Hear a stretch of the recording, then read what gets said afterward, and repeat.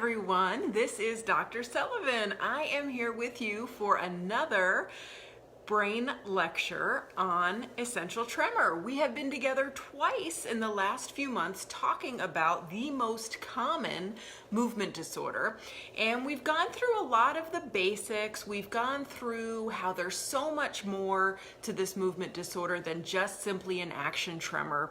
We've talked about treatments, we've talked about deep brain stimulation, high frequency focused ultrasound. What I wanted to do tonight was go over three really interesting, informative research studies that I've come across in the last few months, because I know that you need to know this information. If this is something that you are living with or somebody that you care about is living with, you are going to want to know this information. So just in case somebody is out there who is brand new to what we're trying to do here, this is all about really high quality brain health education and empowerment, because I truly believe that in all neurological disorders, there is a layer of unnecessary suffering that is happening because people don't have access to really good information and empowering information from doctors who genuinely care. So it may be that you are in a part of the world where you simply cannot get to experts. It may be that you don't have enough insurance to go to the doctor as much as you want, or it may be that the doctors that you happen to come across don't give you as much information as you want. It could also be that you're one of the lucky ones and you have awesome providers and you are just an information hound and you want to be consumed and surrounded by really important stuff that you should know to make your quality of life better. And that's why I'm here. I'm trying to fill in that gap. So we need to review essential tremor in order to really have the best conversation that we can have tonight. So what we know now, this was not known even 5 to 10 years ago, is that this is a very heterogeneous neurological disorder. It is not monosymptomatic as we thought for so long, meaning it is not simply an action tremor. Of course, the involuntary and rhythmic shaking that goes along with essential tremor, which we're going to call ET just to make our communication as good as it can be. Of course, that is a primary symptom, but there's so much more to it. It can absolutely affect people all over the body, but we do commonly think of it as happening in the hands. About 90 to 95% of people who have ET do have a layer of tremor that happens in their arms and their hands, but it also can affect the head. About 30% of folks have their tremor primarily there. 20% can have it in the voice, and 10 to 15% can have it in their legs. It can also affect people in the trunk, kind of in the midsection. That's about 5% of people. We know for most folks it's aggravated by things like stress, fatigue, caffeine, different extreme temperatures, and we know that it can vary dramatically over the course of a day, which of course makes it hard to predict and to live with in a way that is most productive, because you just kind of don't know when it's going to come out of the blue. Unfortunately, it is progressive. So people can have long periods of stability with their symptoms, but unfortunately over time the symptoms do always get worse, and they typically go on to affect more parts of the body. We know that the older you are, the worse your ET tends to get. Now, people treat essential tremor with all sorts of medications. So beta blockers are one of the biggest ones, anti-seizure medications, tranquilizers, people get Botox. As I mentioned before, there's deep brain stimulation, high frequency ultrasound.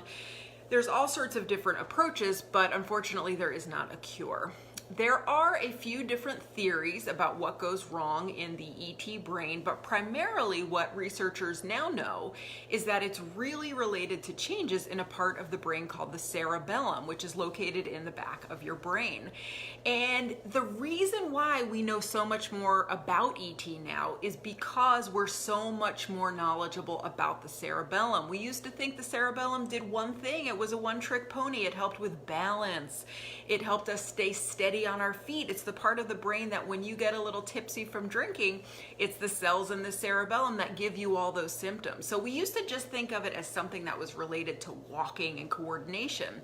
And thank God about 10 years ago, there were some really talented researchers focused in Massachusetts General Hospital that focused on what else does this part of the brain do. We were starting to understand that different parts of the brain have direct impact, direct jobs that they have to do, but they're also connected indirectly to other parts of the brain.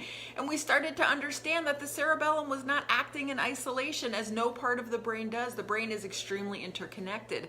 And we know that ET affects people through these indirect connections. So not only direct cerebellar issues, which are the tremor and the gait instability, but there are reciprocal connections with the frontal lobes and the brainstem, which gives us the other classes of symptoms, which the way it's best described in the literature is mild and multiple. And what that means is a lot of the other symptoms aren't as dramatic as the tremor, but they are certainly there. But they're not just in one area. They're all kind of over the place in sensory issues, in sleep, in mood, and in cognition. And we're going to go over those in a little bit. What you need to know about the cerebellum is that it has two very interesting ways of working. The first one is that for motor issues, how it helps us with body control.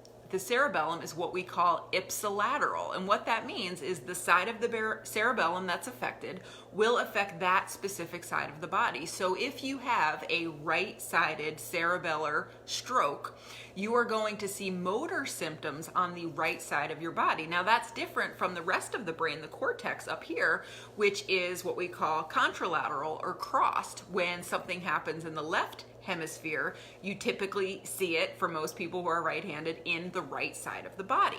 So the cerebellum is different.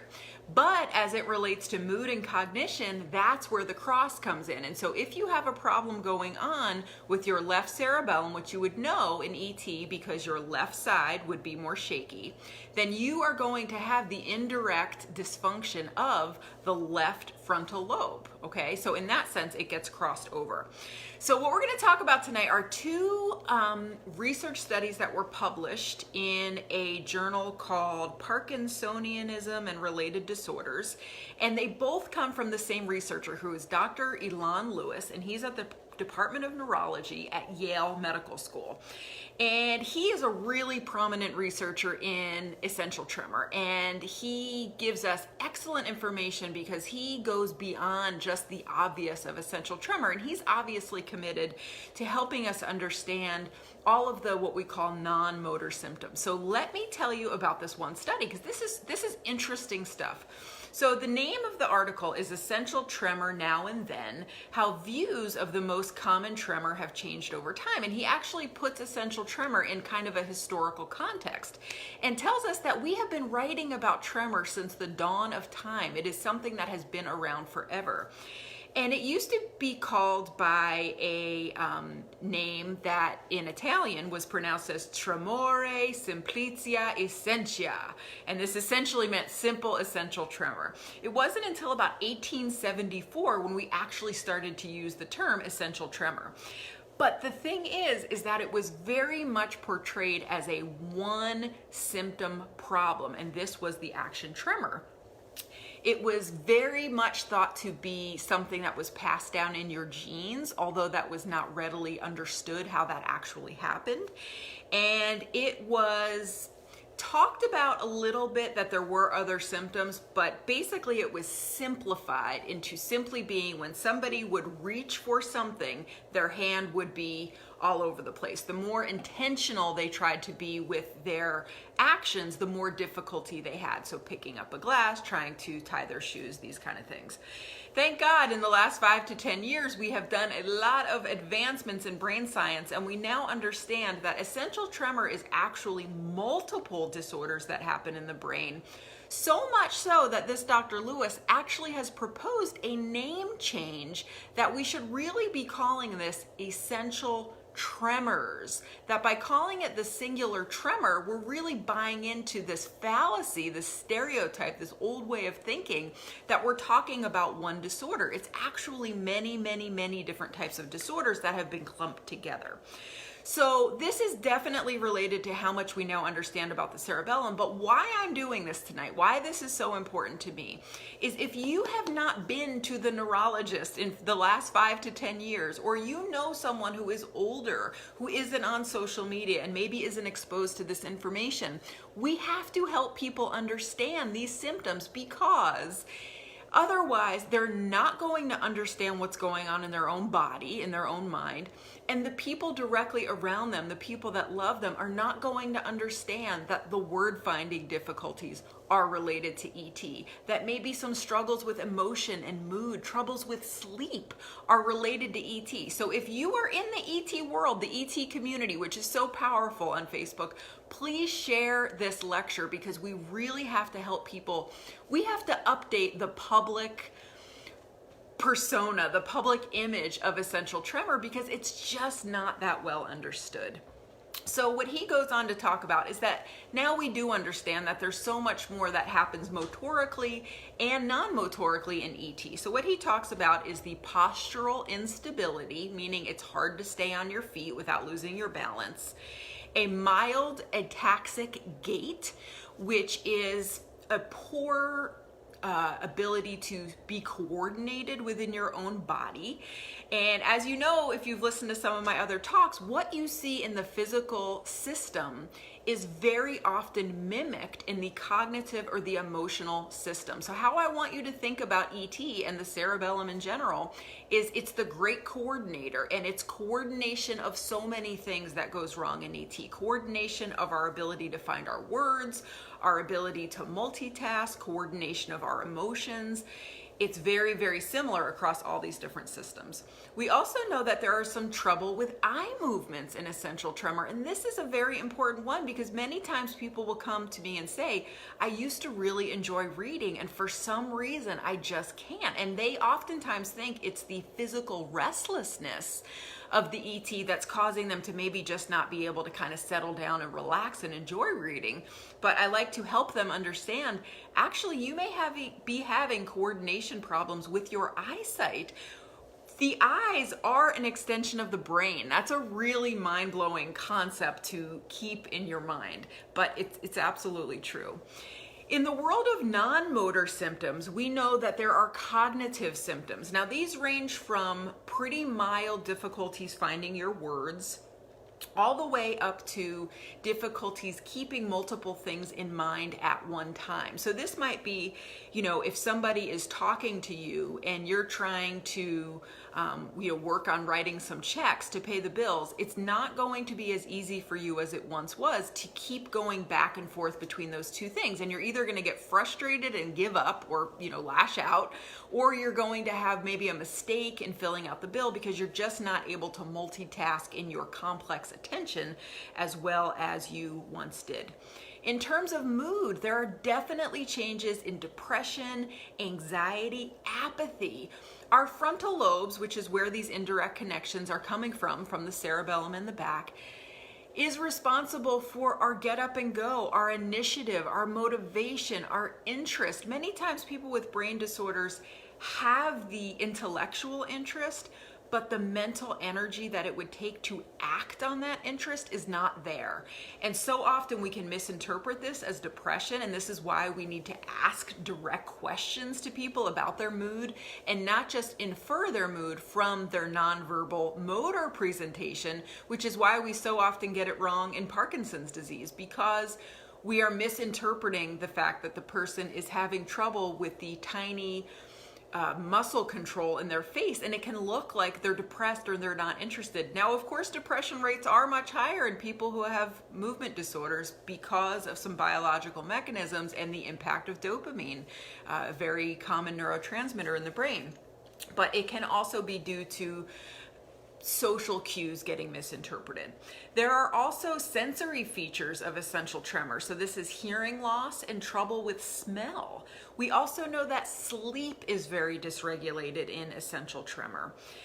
He goes on, Dr. Lewis, in this article to talk about how our view of what we call the etiology of ET has changed over time. That it used to be thought of as a very autosomal, dominant, something you inherited from a parent, and that it had what we call complete penetrance by the age of 65. So what that means is if you had the genes, you were going to get the full-blown ET by the time you were 65, and if a first-line relative had it, you were absolutely going to get it. So now we understand, no.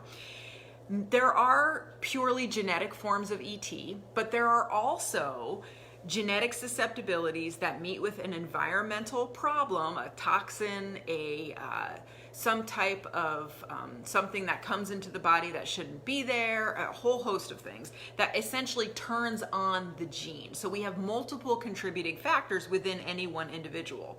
We also know that plenty of people don't develop ET until in their 70s. So this idea that it had to happen before 65 is now passé.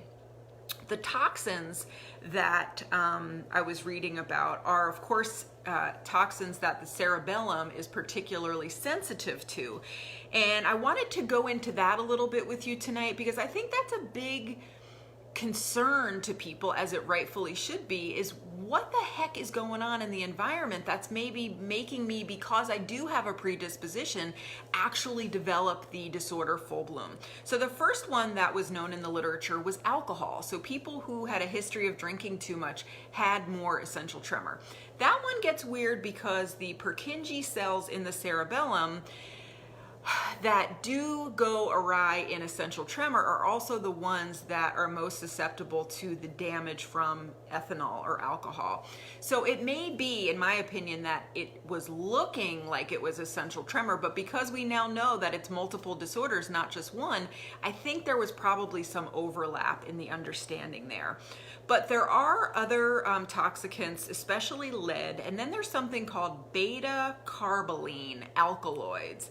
And this kind of led me down to the second study that I want to talk to you about. And this one is from a really interesting website that I found called nutritionfacts.org. And this is a medical doctor named Dr. Michael Greger, and he seems to be doing something really cool that I really, really like, which is getting high quality information to the public about evidence-based practices related to food and nutrition and what we put into our body. So there is a beta-carboline alkaloid called harmane. Now that's a good name because harm, right? Not doing us any favors. But this line of research started because they did cerebral spinal fluid research studies with people with ET and without ET. So this is basically a spinal tap, right? So they stick a needle, it's not the best. They stick a needle into your spine and they pull out fluid, and the idea is this is the fluid that's been coursing up and down your spine, but also in the inner part of your brain. And so we're actually getting like an inside insight into what's happening in the brain. So people with ET had way, way higher levels of this alkaloid called harmane. It was most high in people who had both ET and cancer. So the idea there is that maybe it's not only related to ET, but it's also carcinogenic. The higher the harmane level was, the more symptoms of essential tremor the person had. So that is what we call a dose-dependent relationship, which is a pretty powerful finding in science, that the higher something is, the more of an impact it has. So the question then is, how the heck are we getting these things into our body? And I'm going to give you the link to nutritionfacts.org. Excellent video on this topic, but I looked at it earlier today so I could tell you. And basically it comes from two sources. So cooked muscle meats, which is essentially meat, and some cooked plants, which is tobacco. So the more you cook meat, the more concentrated these harmanes get. They're actually the highest in chicken and the lowest in beef. There was one study where it looked at men who ate a lot of meat. Now this is a startling statistic, and what they found is that they had a 21-time increased risk of developing essential tremor.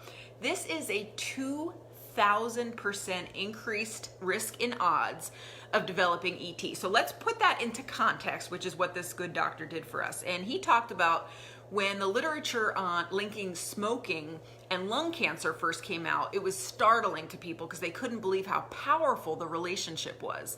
And that revealed a 14 times higher risk. So what we're talking about with this connection with ET is 21 times. This is almost unheard of. It's outrageous. The concern is that it's a very highly soluble compound in the body, which makes it much more likely to accumulate in the brain. So this is where we get back to the plant-based diet idea, and that we've somehow been sold this line about chicken being so healthy, when in fact there's a lot of evidence to suggest that there's a lot going wrong with chicken. Now, diet is a very personal thing, and my job is not to sit here and tell you what to do, but I would like you to go look at that video and just educate yourself to learn more about it. The last research study that I want to tell you actually involves your family. So this was again by Dr. Lewis, and the title of this one was Unaffected First-Degree Relatives of Essential Tremor Cases Have More Imbalance Than People Who Are Not Related to Someone with ET. And I thought that, people are generally so caring and so loving and so concerned that something could be wrong with someone that they love. And unfortunately, when people have brain disorders, because I've seen this time and time again, there's this horrible guilt, like, am I going to pass this down to people? When really we have to recognize that it's genetic, it's random to a large degree, but I know that a lot of you are out there worried if your kids are gonna get this or a sibling. So what they actually did was they looked at first-degree relatives of someone who had essential tremor, and what they had to do was meet a couple criteria to be included in this study. So the first one is they called these people, they got permission from the patients, and they called relatives on the phone, and they had to say no to a 12-item self-report of tremor on the telephone. So like a questionnaire, they had to say no to every single one. They had to never have been diagnosed with ET by a physician. And they had to draw those screening spirals that we've talked about before, and they all had to basically pass those tests. And so what they then did was have them do a variety of tasks and answer a variety of questions. And what they found was that first-degree relatives of people with ET were more than 5 times likely to develop symptoms of ET. Now, this gets very interesting because it's not that they necessarily were shown to go on to develop clinically diagnosable ET, but what the researchers are surmising that they found is evidence that ET exists on a continuum. And this really is in line with the way that psychologists and brain scientists are moving towards thinking about all natural phenomenon, is that it's not black or white. It's not you either have it or you don't. It's a spectrum, and there's plenty of people who have subclinical neurological issues going on. And in fact, that's what the researchers are estimating that they found. So let's get into their results specifically. So what they found was that these first-degree folks had more near falls over the previous year. They were unable to maintain a tandem stance for as long as someone who didn't have a first-degree relative. So what that means is you basically ask someone to put their feet on the ground, and then you put one foot in front of the other, and it's a heel-to-toe position, and you time them. And basically the idea was, can you do this for 10 seconds? And first-degree relatives of people with ET could not hold it for 10 seconds. They also reported less confidence about their balance on a self-report about functional activities and feeling unsteady in a variety of circumstances. So saying things like, how confident do you feel when you're out walking on ice? How confident do you feel when you're walking on unsteady ground? And what they found is that these folks said they were not as confident. So the idea is, is this, because we do know ET is higher in families that have a history of ET, are what we're looking at here is the very, very early symptoms of somebody who's going to go on to meet criteria for ET? Or is what we're looking at here a spectrum of people that have ET where it's not at the level where all of their symptoms form a constellation that a doctor then says, aha, that's ET, but maybe they are a little bit more unsteady on their feet. Maybe they do have more imbalance. Maybe they're more prone to falling. And if that's the case, we want to identify these folks because we want to do things like fall prevention. So many times the fall becomes the secondary issue. Let's just take somebody who's on a blood thinner. A simple blow to the head can lead to a subarachnoid hemorrhage, which then gets someone in the hospital. Then they're in the hospital and they develop C. diff, a hospital-based infection, and we can kind of have this downward spiral. So it's actually clinically very important to identify people who may be at risk for fall. There's so many other things that could be said, but just I think that's an excellent point. The other thing is, let's not forget, this is 2018, and we have one study that's looking at the spectrum of symptoms in ET, and they're looking at a motor symptom. You know what I care about is the cognitive and the mood, right? So what is happening subclinically in our first degree relatives who, again, maybe don't have diagnosable ET, but are they maybe struggling more with mood than they would otherwise? Are they maybe having more than just normal brain aging in terms of word finding because they have a subclinical version of ET? It's very interesting and it's very important. So I'm going to post that link to nutritionfacts.org when I get done in a minute. I think our conversation tonight leads me to two conclusions. One is to talk with your non-affected first degree relatives about what they think about their balance. Maybe share this talk with them tonight. Certainly makes me think about being even more mindful about diet and the state of affairs of all of the terrible toxic things that are in our food system that we are completely unaware of, that the government does not do a good enough job in keeping us safe from. I mean, we could get very political with this talk tonight. And what's most important to me is if this leads to early identification and better understanding of symptoms. The earlier you get anything that's going on with the brain identified, the better off you're going to be, the more power you're going to have. So I do these talks because I want this information out there. So please, if you can, if you enjoyed it, if you thought it was helpful, do your part by sharing it on your wall, especially if you're in any of the groups where they support and connect with people who have ET. I will be back with you next week at 6 o'clock on Wednesday. Thank you guys so much for being here with me. I've really enjoyed this time together. I truly enjoy preparing these lectures for you and feel really good about the fact that you know that you can trust this information. I have no agenda other than to simply empower you and educate you. Thank you guys so much, and I can't wait to see you next time. Bye-bye.